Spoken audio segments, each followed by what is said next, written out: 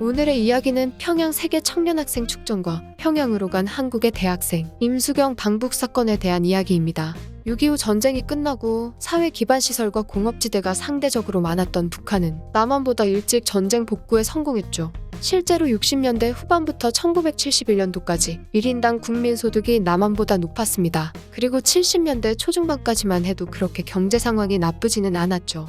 1971년 평양에서 제1차 남북 적십자 회담이 열렸을 때 회담에 참석한 남측 대표가 평양이 서울보다 발전한 것 같다는 말을 했을 정도이니까요. 남한보다 1년 일찍 지하철을 개통시키고 컬러 TV 방송도 아시아에서 세 번째로 시작한 나라가 북한이었습니다. 다만 이러한 발전상은 평양에만 해당하는 이야기였죠. 우리가 모두 알고 있듯이 북한의 나름 괜찮은 경제 상황은 오래가지 못했습니다. 북한은 김일성의 1인 독재체제의 핵심인 주체사상이 확립되고 독자 노선을 추구하며 국제사회에서 점차 고립되어 갔죠. 벌어놓은 돈도 군비의 대부분을 쏟아붓고 민간 경제를 강력하게 통제했기 때문에 민간의 경제 상황도 안 좋아졌습니다. 반면 동시기 한국에서는 국가 주도로 경제개발 정책을 시행하고 고도 성장을 이루었죠. 전쟁의 폐허를 딛고 중공업과 반도체 등 한국의 미래를 책임질 산업을 키우며 선진국으로 도약하는 한강의 기적을 만들고 있었습니다. 민주주의와 자본주의를 선택한 덕도 컸죠. 남한이 급속도로 앞서간다고는 해도 아직 이때까지는 북한의 경제가 되돌릴 수 없을 정도로 망가진 정도는 아니었습니다. 그런데 70년대 후반 북한은 자국의 경제를 나락으로 떨어지게 만드는 정책 실패를 하게 되죠. 대표적으로 세 가지 사건이 꼽히는데 대규모로 건설되던 비난론 공장과 서해관문 그리고 세계 청년학생 축전입니다. 이 사업과 행사들은 큰돈을 들이고 아무런 이득이 없는 짓들이었죠. 비난론 공장과 서해관문은 차례대로 영상을 만들어서 자세하게 보도록 하고 이번 영상에서는 세계 청년학생 축전만 다루도록 하겠습니다. 어쨌든 이 세 개의 사업으로 북한은 230억 달러를 소비했습니다. 당시 북한의 1년 GDP가 140억 달러 수준인 것을 고려하면 자국의 1년 GDP보다 훨씬 많은 돈을 땅바닥에 버린 것과 같은 셈이었죠. 이렇게 무리하게 사업과 축제를 연 것은 한국의 영향도 큽니다. 한창 고도 성장을 하던 남한에 지지 않기 위해 무리하게 과도한 사업과 행사를 추진한 것이죠. 1990년 고난의 행군이 찾아오기 전 아직 경제력의 여력이 남아있던 때 말입니다. 구체적으로 남한의 63빌딩을 보고 자극받아 105층짜리 유경호텔의 건설을 시작하거나 88 서울올림픽의 유치를 보고 평양 세계학생 축전을 개최했죠. 세계학생 축전이란 세계민주청년연맹인 WFDY에서 여는 축전입니다. 보통 좌익 성향의 학생들과 단체들 그리고 사람들이 참여하는 행사이죠. 당연히 세계학생 축전이 열리는 나라는 공산주의 국가들입니다. 평양 세계학생 축전은 북한 경제의 치명타로 왔습니다. 사업에 실패한 것과 행사에 돈을 허공에 날린 것은 전혀 다르니 말이죠. 당시 북한은 세계 청년학생 축전에만 1년 예산인 40억 달러보다 훨씬 많은 60억 달러를 소비했습니다. 그런데 아무리 남한의 올림픽을 보고 셈이 났다고는 해도 왜 이런 무리한 행사를 추진한 것일까요? 북한은 남한이 86년 아시안게임을 개최한 뒤 88년 올림픽까지 개최하게 되면 체제 경쟁에서 패배했다는 것을 국제사회에 인정하는 것과 다름없다고 생각했기 때문입니다. 그래서 폭력적인 수단을 동원해서라도 대회가 정상적으로 개최되는 것을 막으려고 시도했죠. 실제로 행동에 옮기기도 했습니다. 86년 서울 아시안게임 방해를 위해 83년 아웅산 묘소에서 전두환 암살을 시도하기도 했고 87년에는 88 서울 올림픽 방해를 위해 대한항공 858기를 폭파했죠. 하지만 북한의 위협에도 아시안게임과 올림픽은 성공적으로 개최되었습니다. 특히 북한이 충격을 받은 것은 무방으로 생각했던 소련과 중국이 서울 올림픽에 참여한 것입니다. 충격을 먹은 북한은 사회주의권과 좌익 청년들의 행사였던 세계 청년학생 축전을 유치한 것이죠. 서울 올림픽보다 더 크고 성대하게 준비해 남한보다 경제력이 밀리지 않는다는 것을 과시하고자 했습니다. 이미 막대한 자본이 들어갔지만 이득이 나오지 않았던 서해관문과 비난론 공장 사업으로 심각한 경제적인 타격을 입은 상태에서도 자존심을 위해 고집을 부린 것이죠. 열악한 경제 상황에도 불구하고 막대한 시설 투자에 돈을 아끼지 않았습니다. 실제로 규모도 엄청났죠.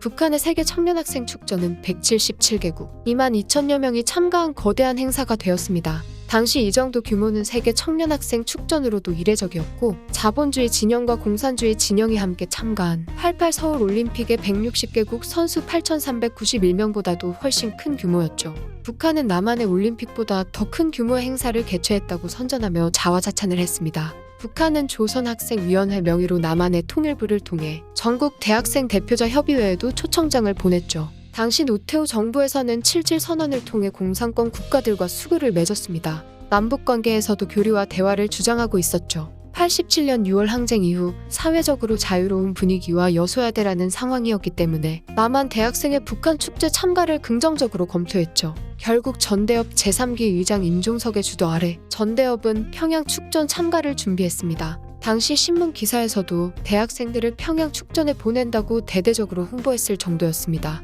하지만 1989년 3월 27일 북한에 불법적으로 미립국해 김일성과 포옹하고 합의서까지 무단으로 체결한 문익환 목사의 미립국 사건이 벌어지면서 우호적이었던 상황이 순식간에 바뀌게 됩니다. 당시 대학생들의 평양 축전 참가를 긍정적으로 검토했던 정부와 문교부에서도 입장을 바꾸어 89년 6월 평양 축전은 반미와 반환의 선전장이라는 이유로 전대협의 축전 참가를 금지했죠. 그런데 전대협은 정부의 금지 방침을 어기고 축전에 참여하는 것을 결정합니다. 미립국인 만큼 많은 인원이 갈 수 없었기 때문에 대표가 필요했죠. 당시 용인 성남지역 축전준비위원회 소속이자 한국외대 용인 캠퍼스의 불어과 4학년이었던 임수경 학생이 평양 축전에 참여할 전대협 대표로 선출되었습니다. 가장 큰 문제는 어떻게 안 걸리고 미립국을 하는가였죠. 정확히는 북한에 안 걸리고가 아니라 남한에 안 걸리고 미립국을 하는가였습니다. 당시 북한으로 가장 빠르게 넘어갈 수 있는 길은 서울에서 홍콩으로 그리고 다시 베이징으로 가서 평양에 도착하는 순으로 비행기를 타는 것이었지만 앞에서 말했던 문익환 목사가 이 방법을 통해 방북하는 바람에 더는 이용이 불가능했죠.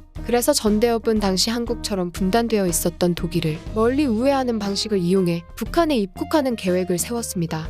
6월 21일 임수경은 가족에게 남해안으로 여행을 간다는 거짓말을 치고 비행기를 타고 일본 도쿄로 이동해 7일을 머무른 뒤 서독의 서베를린으로 갔죠. 서베를린에서 사회주의를 채택했던 동독의 동베를린으로 넘어가 소련의 모스크바를 거쳐 6월 30일에 평양에 도착했습니다. 엄청나게 우회하는 방식으로 치밀하게 계획을 세워 북한으로 넘어갔기 때문에 정부에서도 평양 미립국을 차단하지 못했죠. 당시 전대협은 임수경이 평양에 도착하기 하루 전인 6월 29일에 곧 평양에 도달할 것 같다는 속보를 듣고 한양대학교에서 대학생 5천여 명이 모여서 평양 축전 전야제를 개최했습니다. 이 사실을 알게 된 경찰은 전대협 의장이자 한양대 총학생회장이었던 임종석을 체포하기 위해 7,500여 명에 달하는 전투경찰과 의무경찰을 한양대로 투입했죠. 축전 전야제가 열렸던 한양대 서울 캠퍼스는 전쟁터를 방불케 할 정도였습니다. 전야제에 참석한 약 5,000명의 대학생 중 2,000여 명이 연행되었죠. 임종석은 도피에 성공해 1년 동안 경찰 수사를 따돌리다가 체포되어 5년형을 선고받고 복역하다 김영삼 정부 때 특별 사면되었습니다.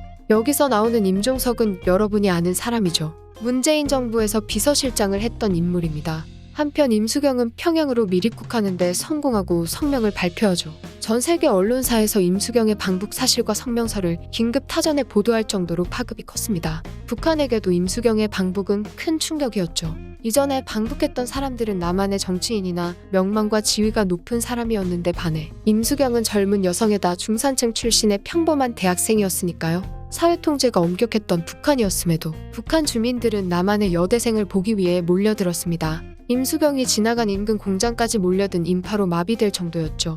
북한 정권에서는 임수경의 방북을 선전수단으로 사용하려고 시도했습니다. 하지만 북한 뜻대로 되지는 않았죠. 임수경은 북한 사람들에게 북한 체제에도 문제가 있다고 생각하는 사람입니다. 북한이 좋아서 온 게 아닙니다라는 말을 하거나 김정일의 하사품을 그냥 두고 나오는 등의 북한에서는 감히 상상도 할 수 없는 행동을 하고 세습 정치에 대해 비판하는 돌출 행동들을 했습니다. 북한이 기술력을 과시하기 위해 야심차게 준비한 16비트 컴퓨터를 보고는 저거 우리 집에 있는 컴퓨터와 똑같다라는 말을 해서 컴퓨터 자체가 집에 있다는 것을 상상도 하지 못했던 북측 관계자들은 충격을 받았죠. 특히 임수경이 입고 있던 하얀 티셔츠와 청바지 복장의 당돌한 인상은 진해색의 인민복을 입고 당의 규율과 주체사상을 암기하던 우울한 북한 대학생들의 모습과 대조되었습니다. 북한의 대학생들이 당시 임수경의 모습을 보고 충격을 받아 자신의 신세를 한탄했다는 이야기도 있죠. 한창 꾸미고 싶은 나이이니까요. 당시 북한에서 임수경의 인기는 현재로 치자면 아이돌급이었습니다. 북한의 젊은이들이 임수경에게 달려들어 포옹하고 스킨십을 하려고 시도해 안내원들이 이를 막느라 몸싸움을 벌이는 상황이 영상으로 찍혀 보도되기도 했죠.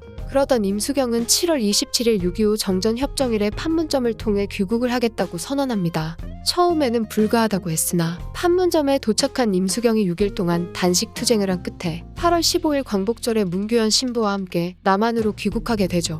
당시 북한의 대학생들은 임수경이 남한으로 돌아가면 북한처럼 정치범 수용소에 수용되거나 처형당할 것으로 생각해 북한 사회에서는 이례적으로 시위와 단식까지 하면서 남한으로 돌려보내지 말아야 한다고 주장하기도 했습니다. 하지만 남한으로 돌아온 임수경은 처형이나 정치범 수용소는커녕 국가보안법 위반으로 징역 5년형을 선고받는 것으로 끝났죠. 그마저도 1992년 성탄절 특사로 3년 5개월 만에 가석방되었습니다. 북한의 노동신문도 임수경이 구형 15년에 5년의 징역형을 선고받았다고 대대적으로 보도했죠. 북한 주민들은 제대로 된 재판을 받지 않고 사형이나 처형당할 것을 생각했는데 고작 5년형밖에 선고되지 않아 충격을 받기도 했습니다.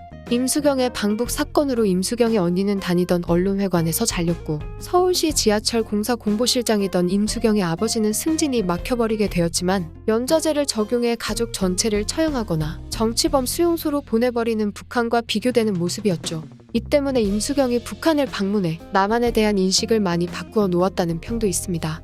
평양 세계 청년학생 축전은 남한과의 체제 경쟁에서 지지 않기 위해 무리하게 큰돈을 들여가면서 성대하게 개최되었지만 오히려 임수경의 방북 사건으로 세뇌에 빠져있던 북한 주민들은 점차 북한 체제를 의심하게 되는 의도치 않은 결과를 가져왔죠. 결론적으로 북한은 아무런 성과도 얻지 못했고 쏟아부은 막대한 예산은 북한 경제의 치명타가 되어 결국 1990년대 100만 명에 달하는 아사자가 발생한 고난의 행군이라는 최악의 경제 붕괴를 겪게 됩니다. 임수경 본인도 의도치는 않았으나 북한의 자유를 알리고 체제 경쟁의 우위를 보여주었죠. 물론 긍정적인 평가만 있었던 것은 아니고 임수경이 김일성 생가인 만경대에 방문하거나 선명서에 주한미군의 단계적 철수를 언급한 것은 큰 논란이 되었습니다. 임수경은 19대 국회의원을 지냈는데 국회의원 시절에 탈북자들은 배신자라는 망언을 했습니다. 임수경은 탈북자들의 우상이었는데 이 발언으로 탈북자들도 등을 돌렸고 한국인 입장에서 볼 때도 탈북자가 배신자라는 말은 좀 이상하게 들리죠. 평양으로 간 한국의 대학생 임수경 방북 사건과 북한 경제의 치명타로 다가온 평양 세계 청년학생 축전 이야기, 이번 편은 여기까지입니다.